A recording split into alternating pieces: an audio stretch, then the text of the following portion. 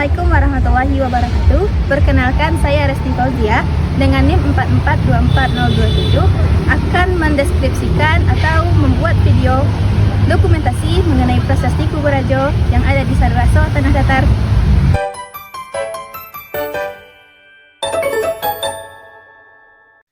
Yang pertama, kita akan mengenal mengenai batu basure atau prasasti yang merupakan salah satu cagar budaya yang dilindungi serta memuat informasi tentang Raja Adityawarman.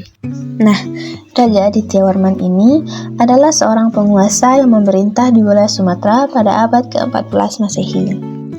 Isi prasastinya pun umumnya memuat informasi mengenai gelar kebesaran raja, latar belakang keagamaan, serta legitimasi kekuasaan yang dimilikinya. Terdapat dua batu basure. Prasasti Kubur Rajo 1 diukir pada batu pasir kuarsa coklat kekuningan berbentuk persegi 4 pipih dengan tinggi 108 cm, lebar 30 cm, dan tebal 10 cm. Prasasti ini menggunakan huruf Jawa kuno dengan bahasa Sanskerta, terdiri dari 16 baris tulisan. Isinya mencatat garis keturunan Raja Adityawarman termasuk ayahnya, Adyawarman, dan Raja Kanaka Medinindra. Lalu prasasti Kubur Rajo 2 juga disebut sebagai prasasti Surya, memiliki ukiran matahari di tengah batu andesit hitam keabu-abuan berbentuk persegi dengan bagian atas setengah lingkaran. Bagian lain dari lingkungan ini adalah adanya beberapa makam yang dianggap adalah makam dari Adityawarman.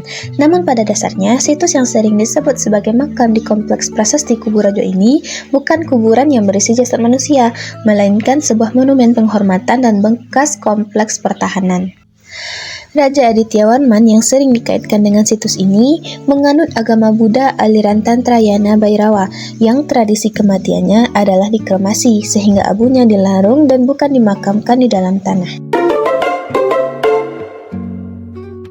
Nah, dilanjut dari perjalanan kita tadi, sekarang kita sudah berada di Situs berikutnya adalah Batu Batikam yang terletak di wilayah Jenderal Sudirman, Dusun Tuo, Kecamatan Lima Kaum, Kabupaten Tanah Datar, Sumatera Barat. Nah, ini adalah papan informasi mengenai situs Batu Batikam. Sejarahnya ada dalam cerita antara Datu Petambulingan dengan Datu Petambulingan Batang. Akhirnya untuk damai Kemunculan Batu Batikam berawal dari perselisihan antara Datuk Parpati Hansa Batang dan Datuk Katumangguangan yang memiliki perbedaan dalam menentukan sistem, di mana Datuk Parpati Hansa Batang menginginkan tatanan yang hierarki, sedangkan Datuk Katumangguangan menginginkan sistem pemerintahan yang demokratis. Untuk menghindari konflik yang dapat melukai satu sama lain, Datuk Parpati Hansa Batang dan Datuk Katumangguangan melampiaskan amarah mereka dengan menikam sebuah batu menggunakan keris yang akhirnya meninggalkan bekas tusukan. Dapat dilihat juga di sekitarnya ada susunan batu yang mengelilingi Batu Batikam seperti sandaran tempat duduk berbentuk persegi panjang melingkar, yang dahulunya berfungsi sebagai medan dan bapaneh atau tempat bermusyawarah kepala suku. Dan kondisi di sekitar situs ini pun juga sangat bersih, damai, dan tentram dengan banyak pepohonan yang mengelilinginya.